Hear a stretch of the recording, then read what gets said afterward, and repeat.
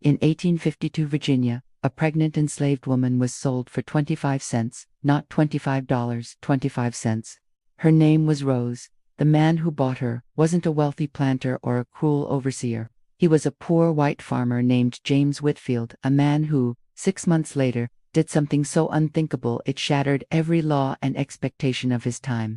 He freed her. He freed her newborn son. Then he married her. Within months, he was behind bars, and she was exiled forever. Their child, stripped of his humanity, was declared property once again. But buried beneath that tragedy lies something extraordinary, a story of defiance, sacrifice, and love that refused to die, even when the law demanded it. What would drive a man to give up everything for a woman society saw as worthless? And what became of the child Virginia tried so hard to erase? Before we dive into this forgotten chapter of American history, take a second to hit that like button, subscribe, and share this story with someone who believes courage can outlive cruelty. Your support helps us uncover the voices that history tried to silence, and trust me, this one deserves to be heard. It started with a sound, the scratch of a fountain pen across parchment, the faint rustle of paper, the hollow clink of a single coin dropped into a metal cash box. 25 cents, that was the price, not $25. In the spring of 1852, a Virginia plantation owner named Colonel Edmund Fairfax sold a 22-year-old pregnant woman named Rose for less than the cost of a cup of coffee. On paper, it looked like routine business. The document was simple, almost sterile in its cruelty. One Negro woman named Rose, age approx. 22 years, sold by Cale Edmund Fairfax to Mr. James Whitfield. Price paid, $0.25. Beneath the ink, the words held centuries of pain. For Rose, that quarter marked the moment she stopped belonging to one man and became the property of another. For Fairfax, it was a way to erase and inconvenience a woman he had abused and impregnated. For James Whitfield, a poor white farmer with 47 acres of failing soil, it was a transaction that would alter the course of his life forever. In that single act, one coin sliding across a wooden desk, the brutal machinery of slavery, morality, and human decency collided. No one watching that exchange could have known that what began as an act of ownership would become an act of defiance, powerful enough to echo for generations. To understand the gravity of that sale, you have to understand the world in which it happened. A world where cruelty was not a scandal but an economy, where a person's worth could be calculated to the decimal. In 1852, an enslaved man in his prime might fetch $1,200 at auction. Even the elderly or sick were rarely sold for less than $100 because, in that twisted arithmetic, every body still held value, as a laborer, a breeder, a servant, or a symbol of status. But 25 cents, that was not a price, that was a burial fee. It meant Rose was no longer useful, that her body had outlived its profitability, that she was being thrown away. She was 8 months pregnant, vulnerable, exhausted, and considered damaged goods. The note scribbled in the margin of the bill of sale said it plainly: woman with child, infirm, in other words, not worth keeping. What the document didn't say, what history often refuses to say out loud, was that Rose's pregnancy was the result of rape. Fairfax had impregnated her himself, and selling her for almost nothing was how he disposed of the evidence. He assumed she would not survive childbirth. He assumed the baby wouldn't either. He assumed wrong, because that baby, that unborn child he dismissed with a coin, would become the living proof of everything men like him wanted to forget. For James Whitfield, the man who bought her, nothing about the purchase made sense. He wasn't a rich man. He didn't own slaves, didn't run a grand plantation with columns and servants. He was barely keeping himself alive, scratching out a living on rough, stubborn land that gave little back. In a county where the wealthy measured success by how many lives they owned, James was invisible. The kind of man the powerful looked straight through. So why did he hand over a coin for a woman the world had already discarded? Some say pity, others say something deeper, a stirring in his conscience that refused to let him walk away. Perhaps he saw in Rose a reflection of his own quiet struggle against a world that valued neither of them. She was enslaved by race, and he, in his own way, was enslaved by poverty and class, both trapped beneath the same hierarchy that said some lives mattered more than others. Whatever his reason, what happened next was something no one in Virginia could have predicted. Within weeks of the sale, James paid a doctor to deliver Rose's baby. He bought her clothing and blankets. He recorded every expense in a small, cracked leather ledger, not as the account of a master, but as the diary of a man who was beginning to care. And in his plain, careful handwriting were words that would outlast the law that condemned him. Mother and child survived. I thanked Providence, but in the South of 1852, gratitude for a black woman's survival was not seen as kindness, it was seen as madness. The world James and Rose lived in was one that punished compassion when it crossed the color line. The moment he began to treat Rose not as property but as a person, James Whitfield stepped outside the protection of the law and into its crosshairs. Because in Virginia, humanity itself was illegal if it blurred the wrong boundaries. The men who wrote those laws, men like Fairfax, believed the natural order must be preserved, even if it meant destroying anyone who defied it. And defy it James would. From that single, unthinkable sale, 25 cents for a life, would come a story of courage, sacrifice, and love, so powerful that it would cost everything, his freedom, his land, and eventually his life. But it would also plant a seed that even Virginia's cruelty couldn't kill. Because what James and Rose began that spring was not just a fight against the law, it was a fight for the right to be human in a world that had forgotten what that meant. And though their story began with a coin, it would end with a legacy no amount of money could ever erase. The archive room was always cold, no matter the season. Rows of metal shelving stretched endlessly beneath the soft hum of fluorescent lights, each box holding fragments of lives that time had nearly erased. Margaret Chen knew this silence better than anyone. The silence of paper that remembered what people preferred to forget. For 23 years, she'd spent her days coaxing whispers from ink and parchment, tracing the fingerprints of the forgotten. On that particular afternoon, a gray drizzle tapped the windows of the Virginia State Archive, and Margaret sat alone at a table surrounded by the dull perfume of dust, lemon oil, and history. Before her lay a sealed tin box labeled Whitfield Estate, Staunton County, contents unverified. Inside were the kind of things archivists usually found: farm receipts, faded letters, tax documents, and a few brittle newspaper clippings. Nothing extraordinary, until she unfolded a sheet tucked inside an 1852 Farmer's Almanac. The paper was yellow-brown, fragile, and inked in the elegant, looping script of a man who had done this 1,000 times before. It read, "One Negro woman named Rose, age approx. 22 years, sold by Coel Edmund Fairfax to Mr. James Whitfield. Price paid, 25 cents. Margaret blinked, thinking she'd misread it. 25 cents. She read it again, then again, her hands stilled, and in the quiet hum of the archive, she felt her pulse quicken. 25 cents wasn't a price, it was a message. A whisper from a century and a half ago saying, "Look closer." Archivists are trained to be dispassionate, to treat discovery as documentation, not emotion. But that day, Margaret couldn't help it. She leaned back, glasses sliding down her nose, and stared at the document, like it might speak if she waited long enough. In 1852, enslaved people were worth hundreds, sometimes thousands, of dollars. Even the old or ill-sold, for more than 100. But 25 cents meant something was catastrophically wrong. The note in the margin confirmed it: woman with child, infirm, accepted as damaged goods. Margaret felt her throat tighten as she read the line beneath it, written in darker, newer ink, condition misrepresented. It was as though two voices, separated by time, had been arguing across the surface of that page, one justifying cruelty, the other protesting it. She photographed both sides of the bill with the archive's high-resolution camera, her hands trembling slightly. For months, she'd been cataloging unremarkable items, grain sales, weather logs, harvest tallies, but this was something else. She could feel it. History often hides its most human moments inside its smallest details, and somewhere behind those two words, damaged goods, was a story that had been buried, perhaps intentionally. That's when her professional curiosity became something more like obsession. She didn't just want to preserve this paper. She needed to understand it. That night, Margaret sat in her apartment surrounded by photocopies and digital scans, the kind of clutter that historians call evidence and normal people call madness. She cross-referenced census data, tax ledgers, property deeds, and court records. The picture began to sharpen. James Whitfield, age 26, farmer, 47 acres. No enslaved people listed in 1850. By every measure, a nobody. The kind of man history forgets, on purpose. And Colonel Edmund Fairfax, a towering figure of Virginia aristocracy, 1,400 acres, 200 enslaved people, a man whose name appeared in legal documents like punctuation.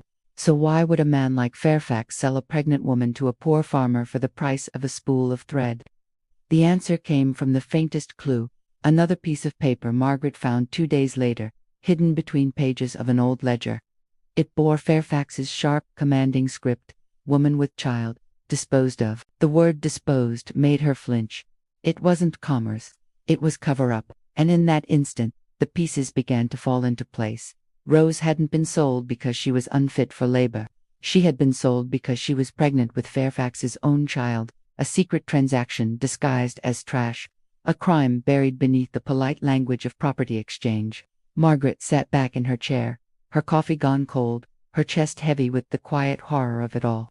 For a long time, she just stared at the document and whispered to herself, "He sold her to hide himself." In the days that followed, Margaret's discovery consumed her. She arrived early and stayed past closing, building a timeline from fragments like a detective reconstructing a forgotten life. She found Whitfield's farm ledger, pages written in a hand both careful and kind, recording not only expenses but emotions that slipped through his pen. March 28th. Rose delivered of a son, mother and child survived. "I thank Providence." The words were underlined twice. Margaret read them out loud, slowly, feeling their defiance echo through the room. This wasn't just record-keeping, it was testimony. James had bought a woman's society called worthless and treated her like something sacred.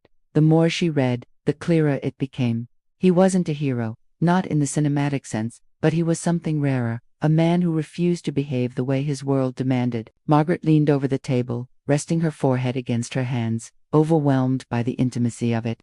For 2 centuries, this story had been buried under the weight of indifference, and now it was breathing again. The irony wasn't lost on her that the voices of a poor farmer and an enslaved woman had survived not because anyone wanted them to, but because paper, unlike people, doesn't die. It just waits for someone stubborn enough to listen. And as she sat there, surrounded by the hum of old lights and older ghosts, Margaret realized she wasn't just uncovering history, she was resurrecting it. The sale of a woman for 25 cents was never meant to be remembered. But memory, like mercy, has a way of defying the rules. Before that fateful spring of 1852, no one in Augusta County gave much thought to James Whitfield. He was the kind of man the world barely noticed, quiet, plain-spoken, a farmer trying to wrestle a living from 47 stubborn acres of clay and rock. His land sat at the edge of the Fairfax estate, close enough for him to hear the echoes of power, but too far ever to taste it. The Whitfield cabin was modest, a single hearth, a dirt floor packed smooth by bare feet, shelves lined with jars of cornmeal and pickled beans. He wasn't a bad man, or a particularly ambitious one. He was simply a man surviving in the shadow of those who owned everything. In that world, hierarchy was as solid as the red Virginia earth. At the top were men like Colonel Fairfax, who could buy and sell lives without ever dirtying their hands, and at the bottom were those like Rose, who were the lives being bought and sold. Somewhere in between were men like James White, but poor enough to be invisible. He wasn't powerful enough to challenge the system, yet not powerless enough to be swallowed by it. And that was the tragedy of his time, to live knowing that cruelty was wrong but feeling too small to change it. Yet, when he walked into Fairfax's office that March afternoon, with 2 dimes and a nickel in his palm, something in him, conscience, chance, or perhaps something divine, refused to obey the logic of his world. It's easy to imagine that meeting. The office smelled of tobacco and authority. Sunlight cut through the window, landing on polished wood and the glint of a silver inkstand. Fairfax, seated behind his desk, might not have even looked up when James entered. Men like him didn't need to. They had perfected the art of speaking downward. "You're here about the girl," Fairfax Matav said, his tone casual, bored. "The woman," James replied quietly, his hat twisting between nervous fingers. "Yes, the woman," Fairfax corrected himself, not because he cared, but because precision was part of his cruelty. He reached for the paper, dipped his pen, and without looking at her name, began to write. Rose, 22, infirm, with child, 25 cents. The pen scratched, the wax was sealed, the coin exchanged hands, and just like that, the transaction was done. Fairfax probably didn't even bother to look out the window as Rose was led away, his attention already drifting to his next dinner, his next deal, his next sermon about the natural order. But for James, walking away from that house with Rose beside him, something shifted inside. Maybe he didn't yet know what he had bought.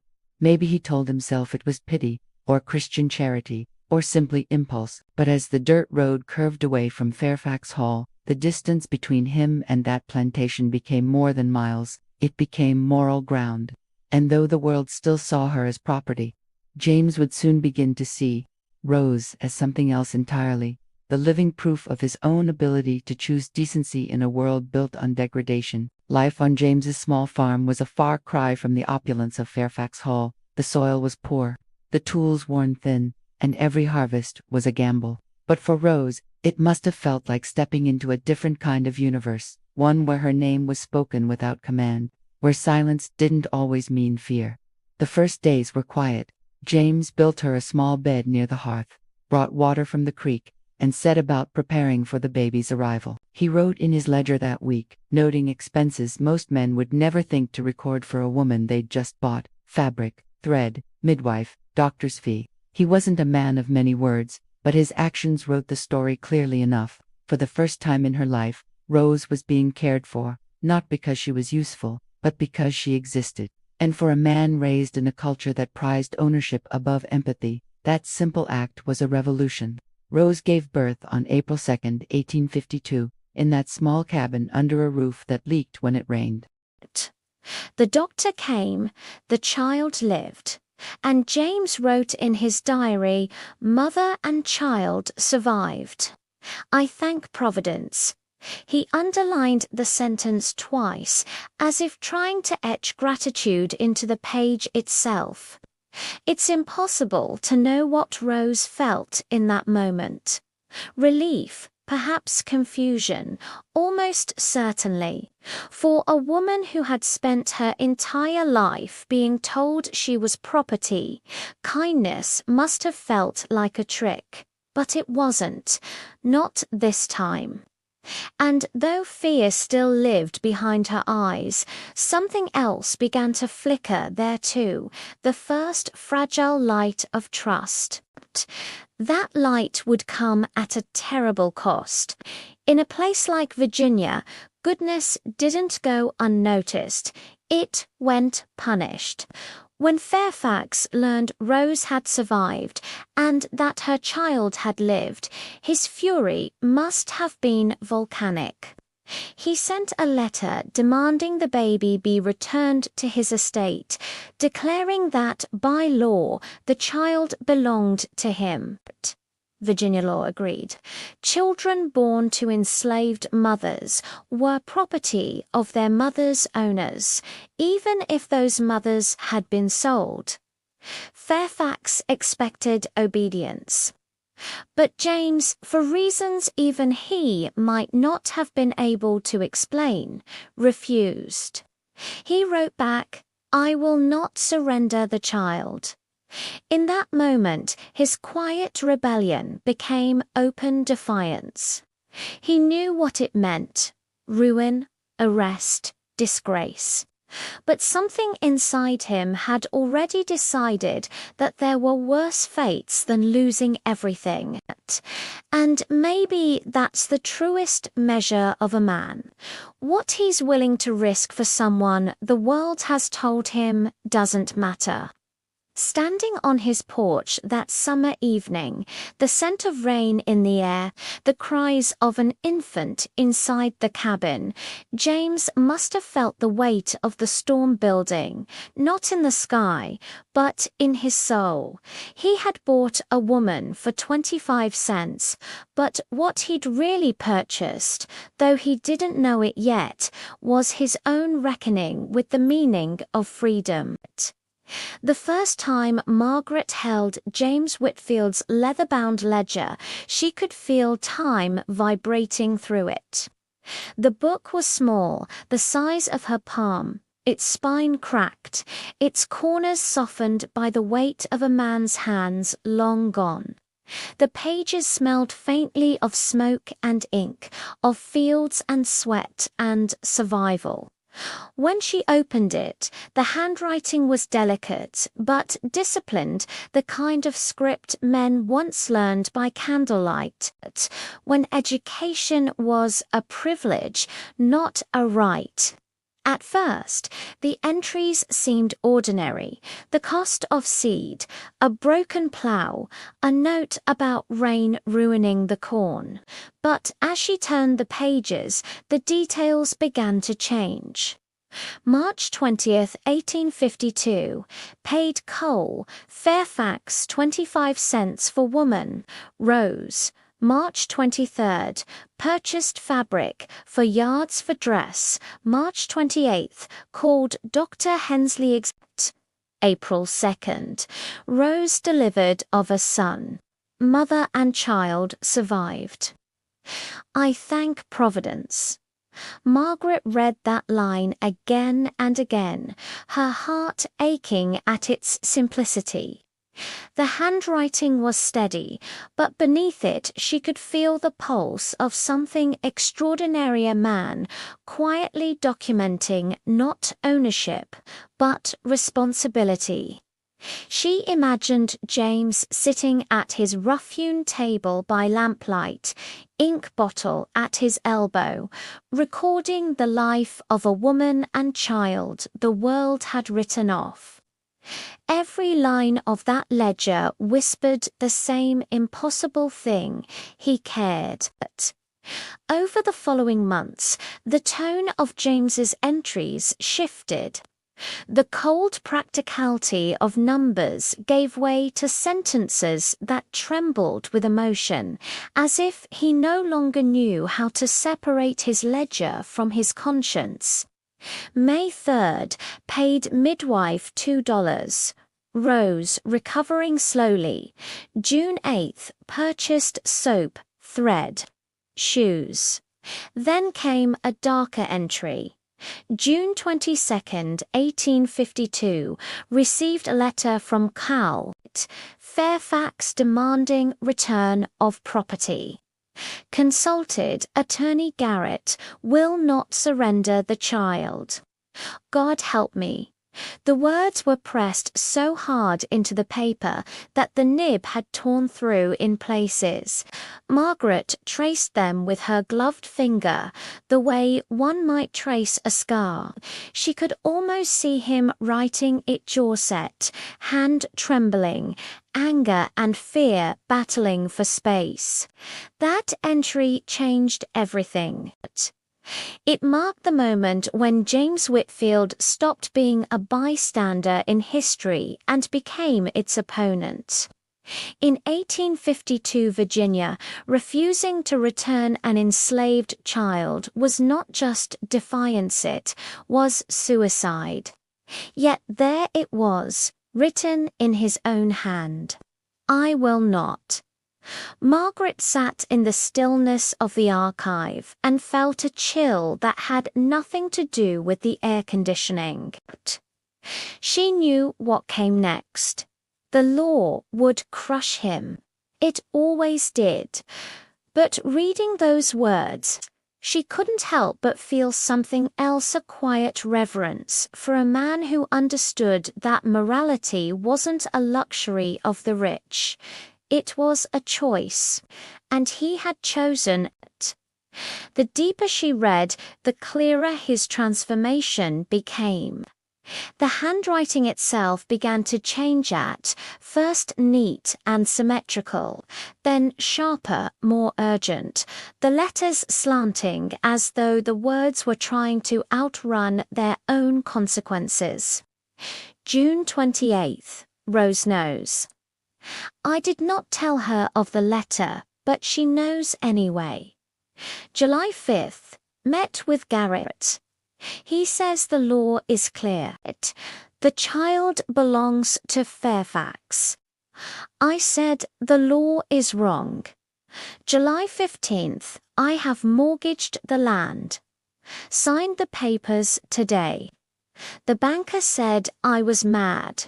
Perhaps I am. Margaret could hardly breathe as she read. Here was a man with nothing to his name, selling his land, his tools, his livelihood, everything he owned, to buy the freedom of a woman and child who weren't even his by law. Tomorrow, he wrote on July 19th, I will deliver the payment to Fairfax. Rose will be free. The boy will be free, and I will be a man who chose what was right over what was easy. The sentence was underlined twice, then pressed so hard the pen had almost split the page.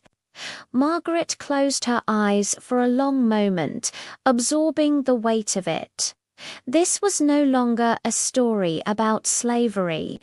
It was about humanity itself, about one man choosing to destroy his own life so that someone else could have one. And in that act of sacrifice, history's balance shifted just a little, the scale tipping if only for a breath toward justice.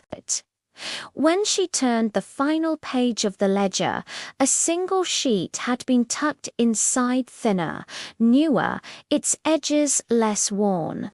It was an official document, notarized in neat black ink.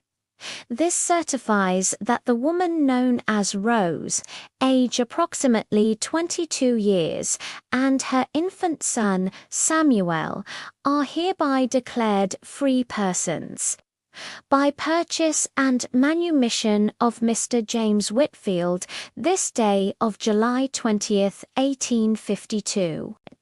Margaret ran her eyes over the signatures, her heart hammering. It was real. He had done it. For one brief moment, in the sweltering heat of a Virginia summer, two people who had once been counted as property were free. But then, in the bottom margin, written in smaller script by a county clerk, she saw the sentence that froze her blood.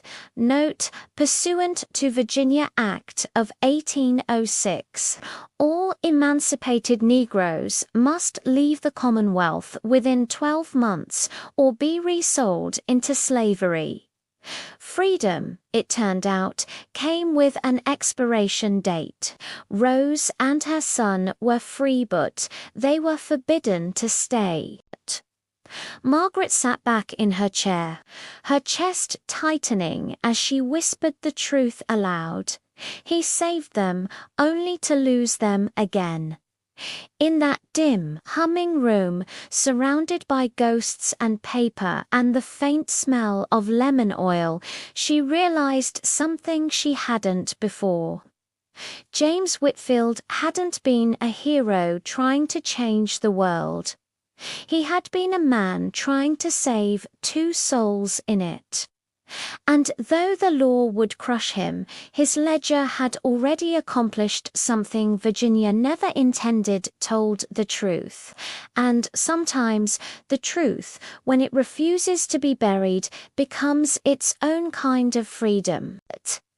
The law always finds a way to remind you who owns the ground beneath your feet.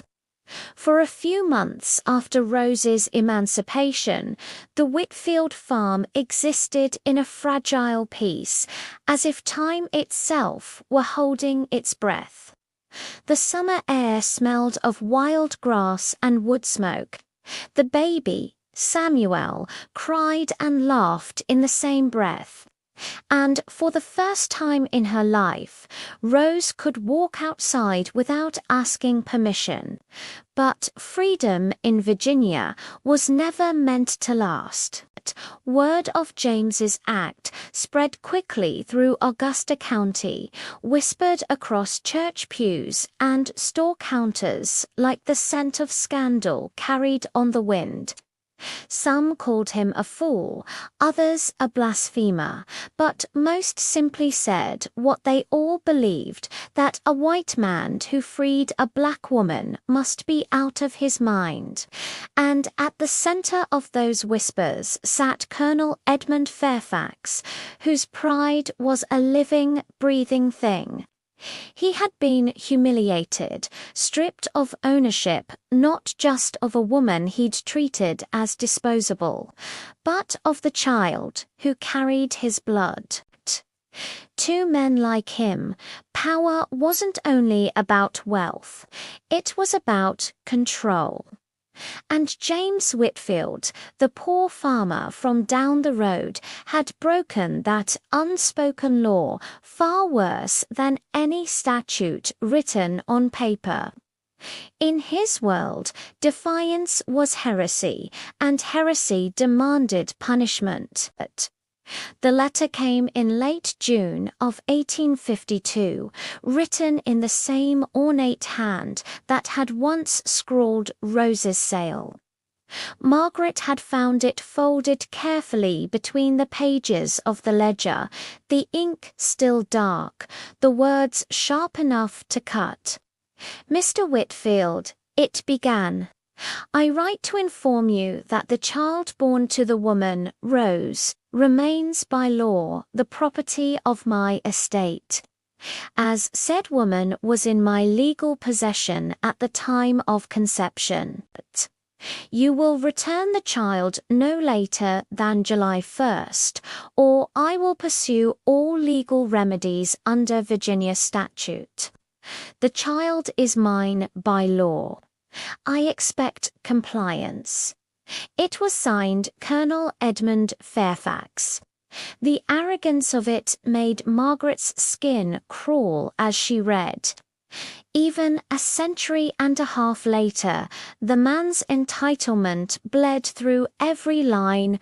He had sold the mother as trash, but wanted the child as profit. He didn't care that Rose had nearly died giving birth. He didn't care that the baby was his own blood. All he saw was capital, a body he could own, trade, and multiply. But James had already made his choice. In his diary, dated July 5th, his pen carved the words with furious certainty, "Will not surrender the child."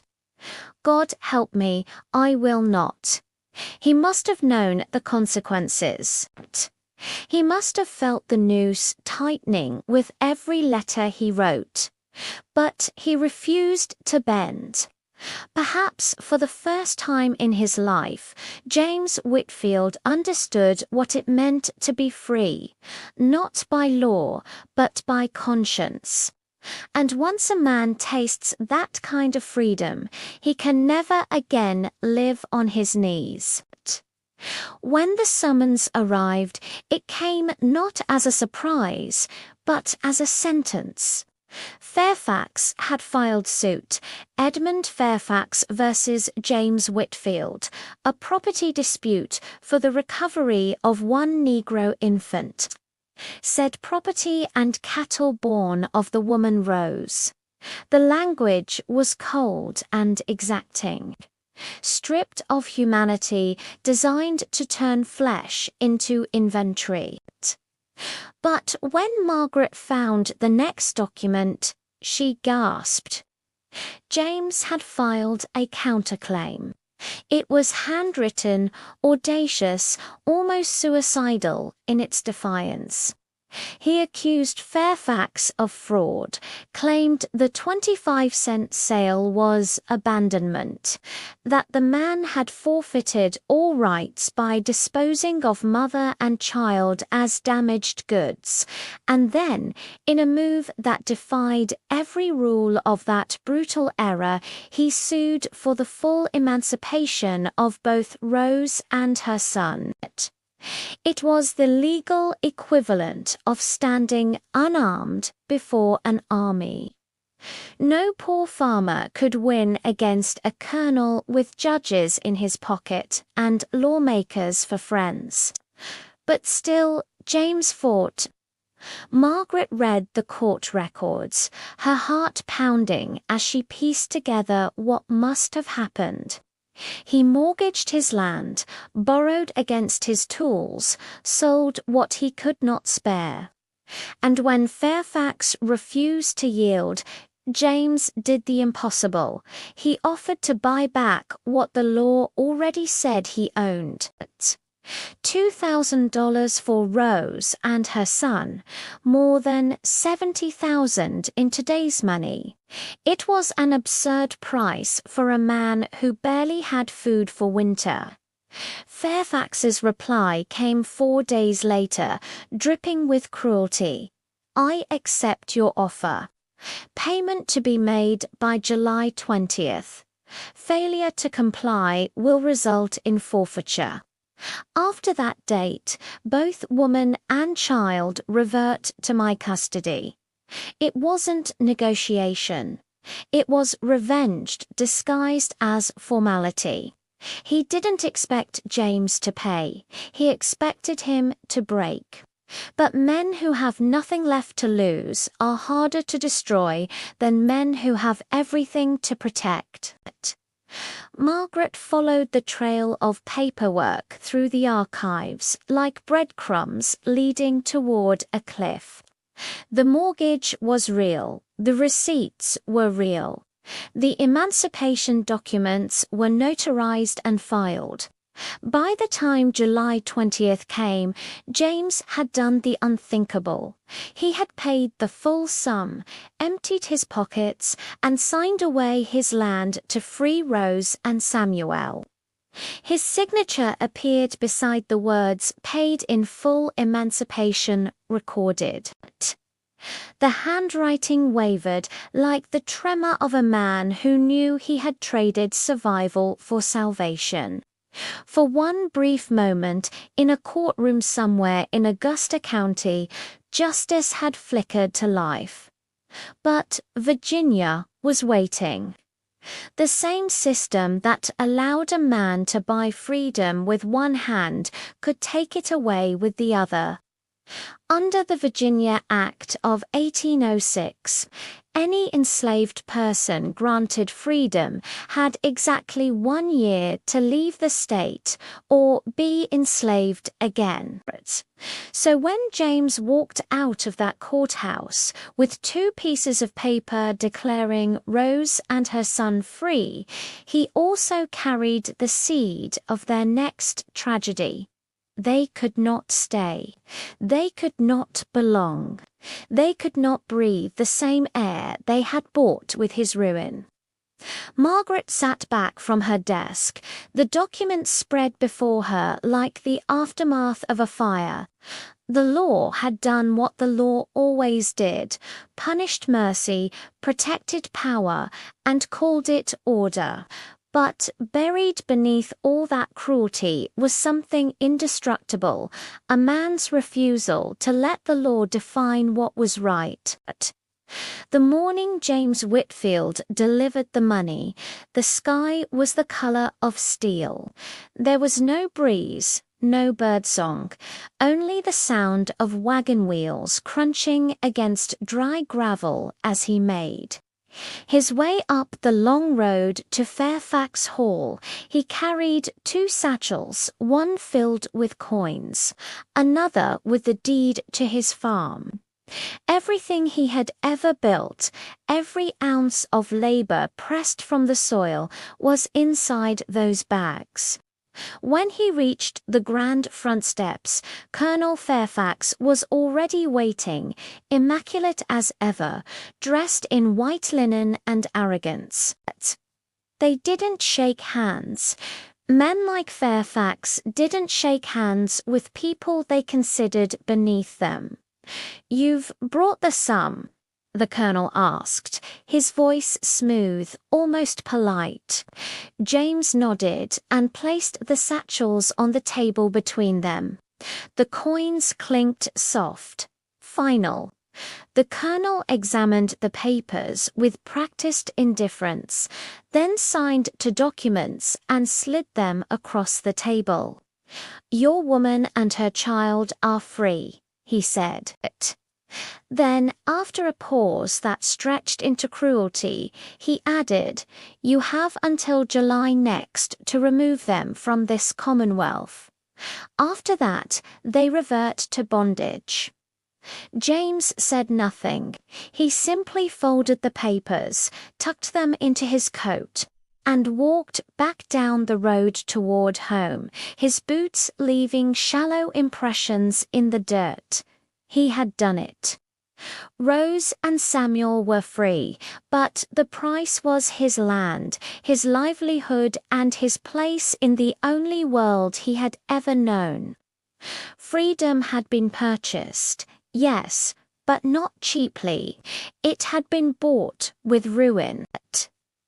That night, the Whitfield cabin glowed faintly under the thin light of a kerosene lamp. Rose sat by the hearth, Samuel sleeping against her chest, while James unfolded the documents on the table between them. For a long time, neither spoke. The silence between them wasn't empty, it was sacred, heavy with the knowledge of what it had cost to reach this moment. Finally, Rose touched the edge of the paper with trembling fingers. "We're free?" she asked softly, as if afraid to believe it. "You are," James answered. "Both of you." But even as he said the words, he knew they were only half true. Freedom, he was learning, was a fragile thing easily granted on paper, but nearly impossible to live. Rose looked down at Samuel, her thumb brushing the child's tiny hand. "And where do we go now?" she whispered. James didn't answer. The law was clear. They had 1 year to leave Virginia or risk being seized and resold to Ohio, Pennsylvania, maybe even New York. Those were the lands where freedom had roots deep enough to hold. But how could he send her into a world she didn't know, alone, with a baby?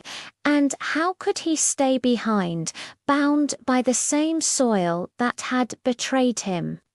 He stared into the fire, his face drawn in flickering orange light, and understood what the law would never admit, that freedom without belonging was just another form of exile.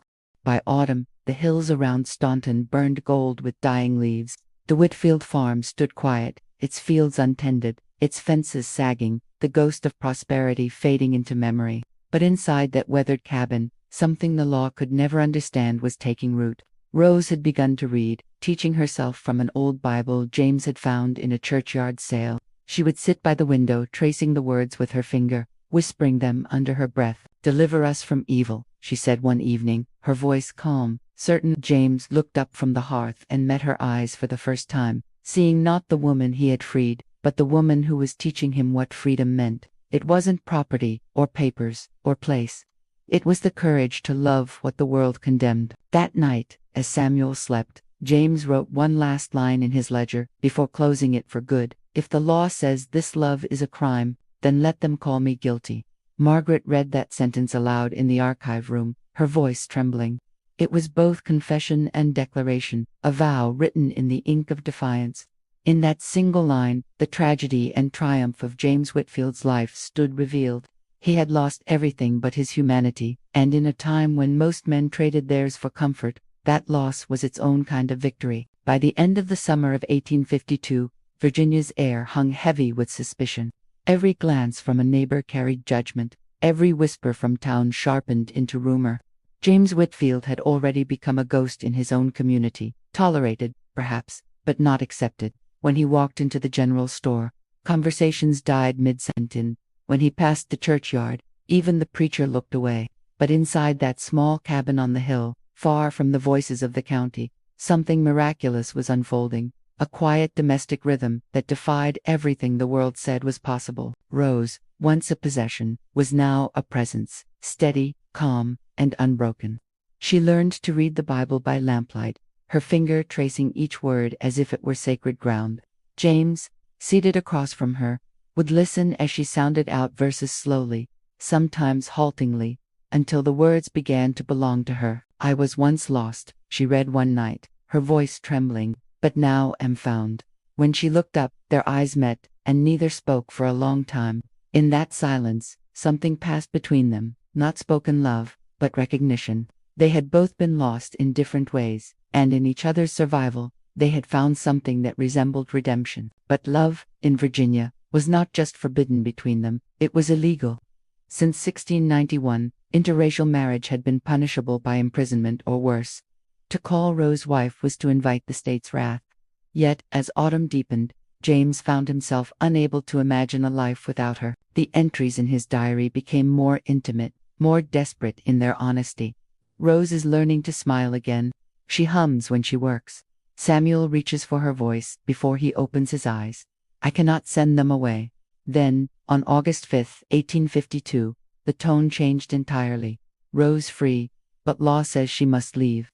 I cannot let her go alone. This morning I asked her to marry me. Margaret had to stop reading there, her throat tightening as she imagined that moment. A poor white farmer kneeling before a woman the law said he could not love, offering not ownership, but partnership.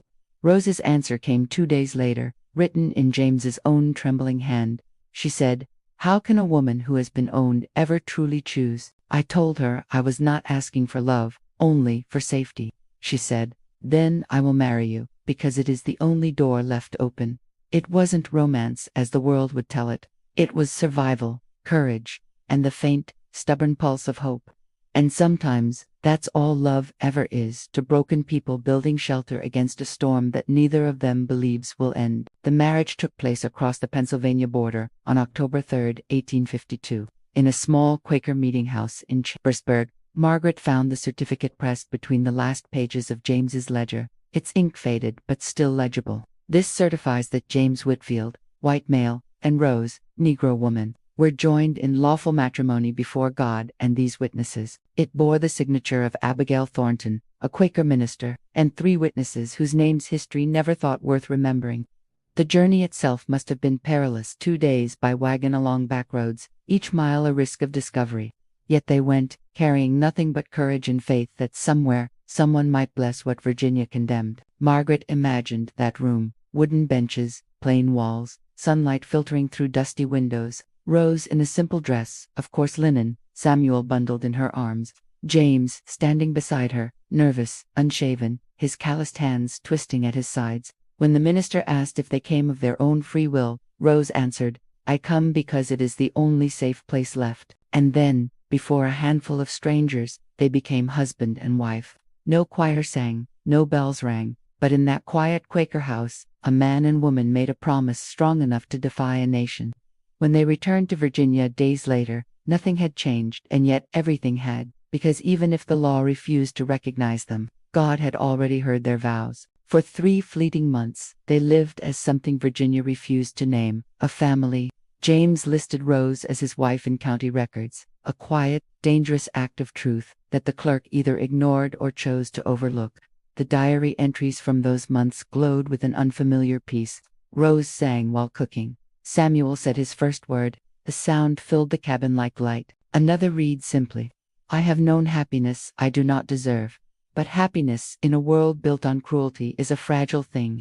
Every sunset carried the threat of discovery, every knock at the door a reminder that the law had eyes everywhere. Still, they dared to live, cooking together, reading by firelight, laughing softly as Samuel took his first steps on the same dirt floor where Rose had once wept in silence. For a season, the universe seemed to hold back its cruelty, letting them believe that goodness might survive. But goodness has enemies, and in Virginia, its name was Edmund Fairfax. Somewhere, in the tall house down the road, he was still watching, waiting for the moment to reclaim the power he'd lost. And as winter crept closer, with the chill of December seeping into the walls, the first whispers of accusation began to drift through the county, whispers that would soon become an arrest warrant. The peace James and Rose had fought so hard to build was about to shatter. And when it did, the world would remind them that love, in the eyes of Virginia, was still a crime. Winter in Augusta County arrived like a slow punishment. The fields turned gray, the river froze at its edges, and the sky seemed to carry a constant ache of waiting. In the Whitfield cabin, the chill crept through every crack in the wall, but inside, the fire still burned warm, fueled by defiance as much as by wood. Rose kept to her routines, mending clothes, tending to Samuel, baking bread when the flour lasted long enough. James split logs, repaired fences he no longer owned, and wrote in his ledger each night as if the act itself could hold the world together. But beneath that rhythm was the faint hum of fear. Rumors had started spreading through the county that the Whitfield man had taken a Negro woman as wife, an abomination in the eyes of Virginia law. The whispers grew sharper with every passing week. Neighbors who once nodded at him in silence now crossed the road when they saw him coming. At the mill, someone spat the word degenerate under his breath.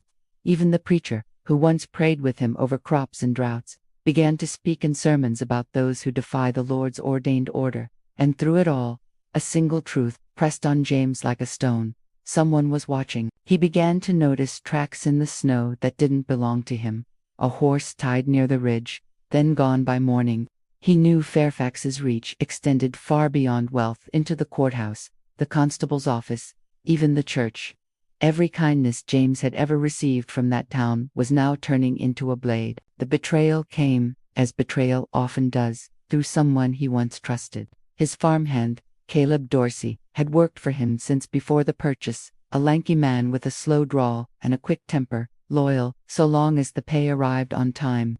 James had confided in him after the marriage, believing that decency would bind them. "You're the only one who's seen the papers," he'd said, handing over the marriage certificate one night for safekeeping, afraid it might be taken if Fairfax's men searched the house. Caleb had nodded, slipped it into his coat, and promised, "Ain't no one'll touch it but me." But the hunger of poverty and the promise of power make easy prey for betrayal. When Fairfax offered him $50 to deliver justice, Caleb didn't hesitate.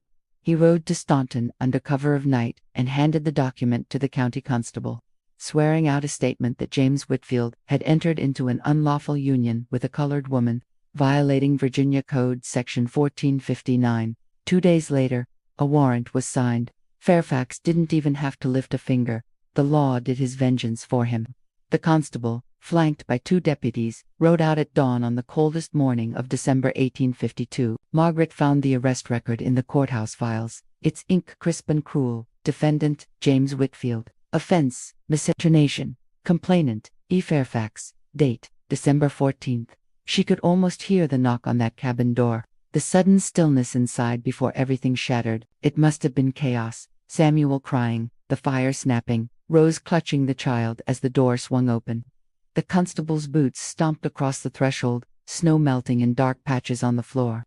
"James Whitfield," he announced, unfolding the paper with bureaucratic indifference.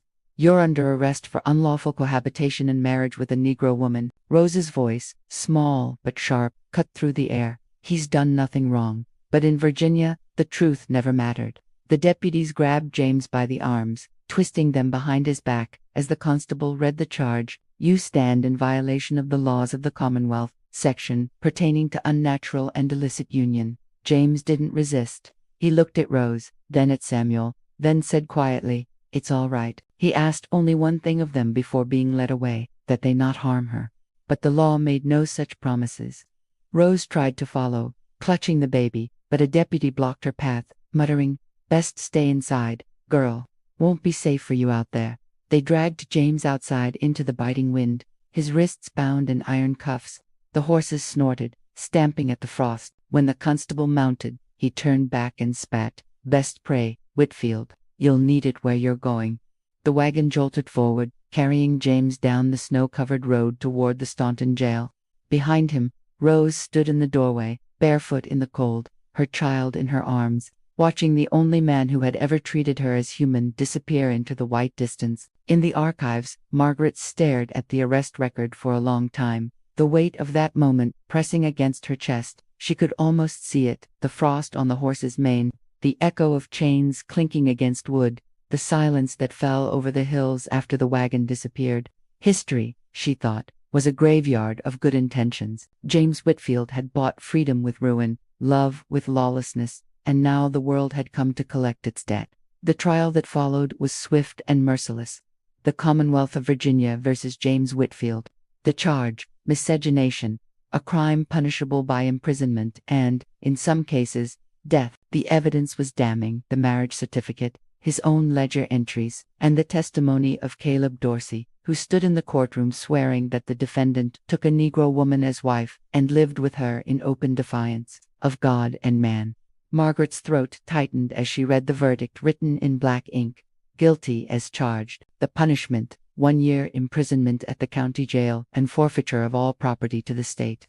But the cruelest line was the last. The woman known as Rose, and her infant son, Samuel, to be remanded into the custody of Edmund Fairfax for disposition. Rose and the child were property again, their freedom reduced to the price of betrayal. Margaret set the paper down, her hands trembling, and whispered into the silence, "He freed them, and the world still found a way to chain them again." The Staunton jail in 1853 was little more than a stone box that swallowed men and spit out ghosts, built to hold thieves and drunks. It now housed a man whose only crime was compassion. The walls were damp, the straw on the floor reeked of rot, and the air carried the constant chill of iron. James Whitfield was locked in a small cell with one barred window that looked out toward the courthouse where his life had been dismantled, piece by piece. The first night, he could still hear the echo of the gavel, the word guilty ringing through his skull like a church bell tolling the death of hope. But he refused to let silence take him. He found a scrap of charcoal near the hearth and began writing on the back of an old court summons. His handwriting was rough, jagged, but steady. "To my wife Rose," it began, "if these words find you, know that I have not forgotten the promise I made. They may own my body, but not my soul.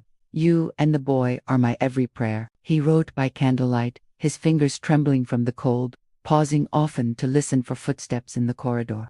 He knew letters were forbidden, that every word he wrote risked punishment, but he didn't care. His life had already been reduced to paper, a ledger, a sentence, a verdict. If he was to be remembered, it would not be by the ink of his captors, but by his own hand. Days turned to weeks. Outside, the snow melted and the world moved on, but inside that stone cell, time stood still. The guards mocked him, calling him N******** lover and degenerate, their laughter echoing through the corridor. Some nights they withheld food, others, they kicked his cot until dawn. But the cruelty only sharpened his resolve. He continued to write on scraps of old newspapers, on the backs of court notices, even on the wooden beams of his cell with a nail he'd pried loose from the floor.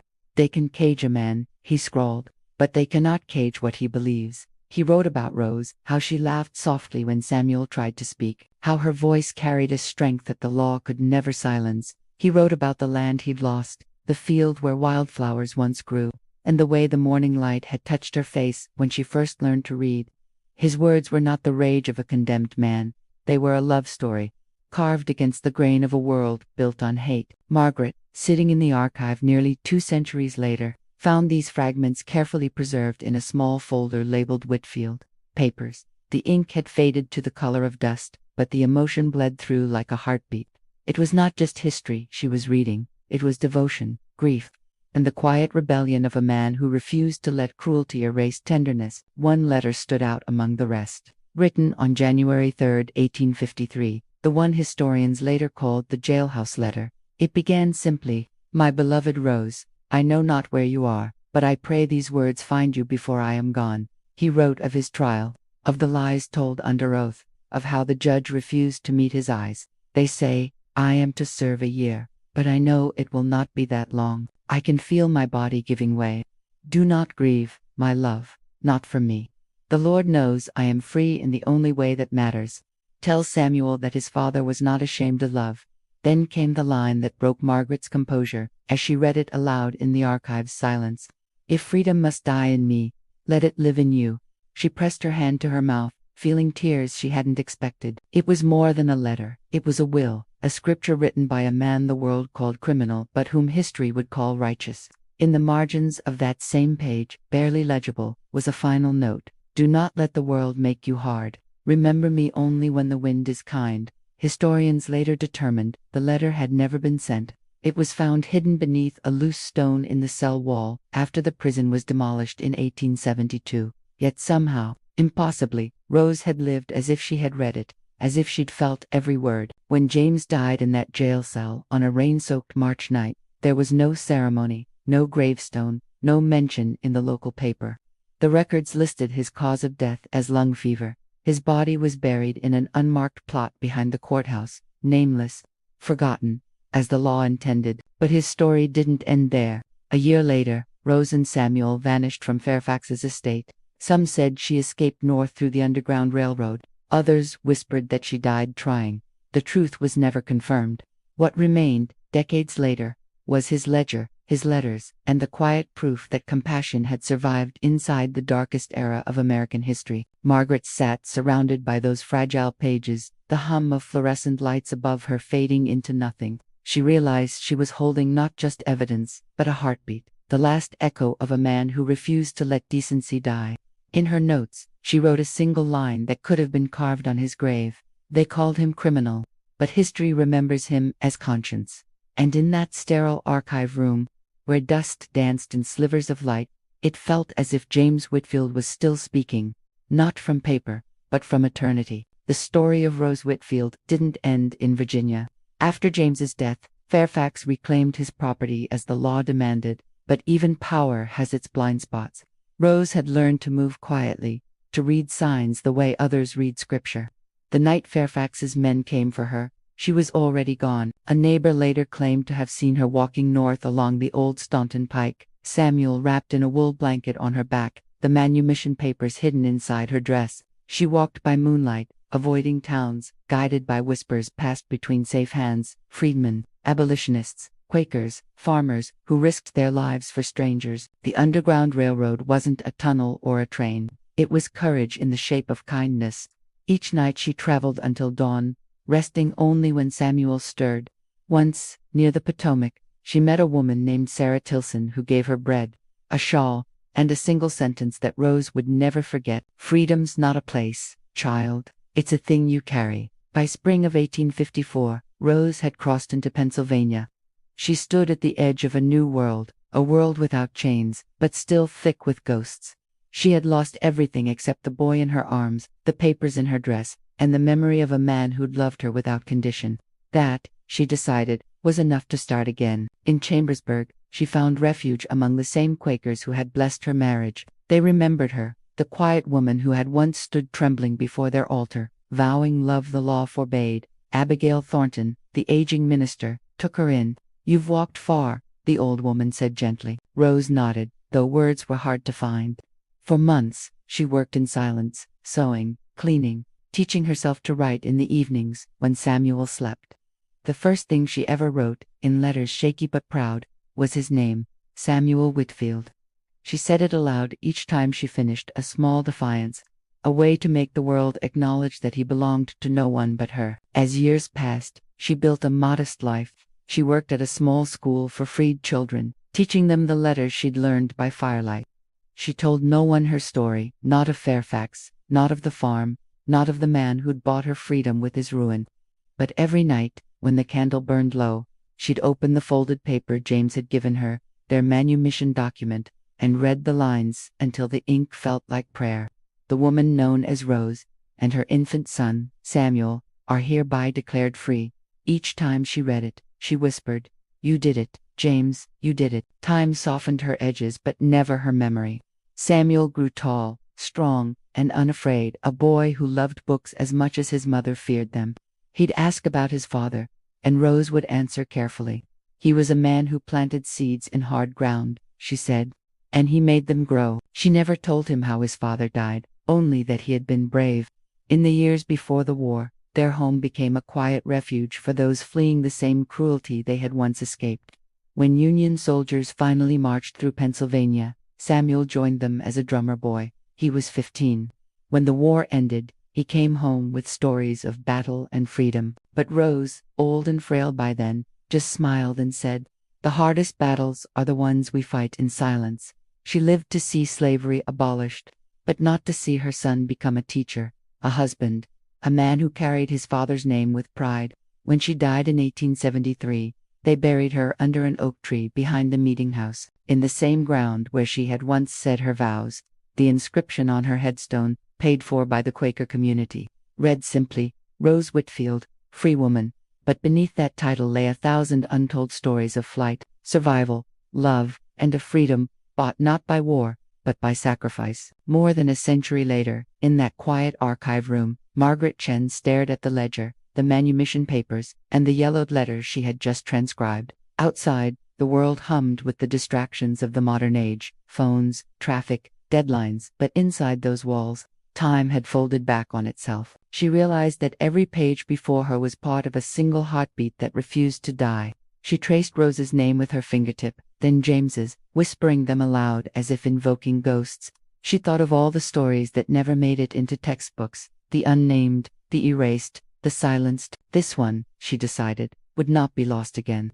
When her documentary aired months later, titled The Ledger of Freedom, viewers wept as they heard James's words read aloud. "If freedom must die in me, let it live in you." And when the final frame faded, an image of Rose's gravestone beneath the oak tree, Margaret's voice spoke softly over it. He freed her with his hands. She carried his freedom with her life. In that moment, history didn't feel like the past anymore. It felt alive, like justice, long delayed, finally drawing its first breath.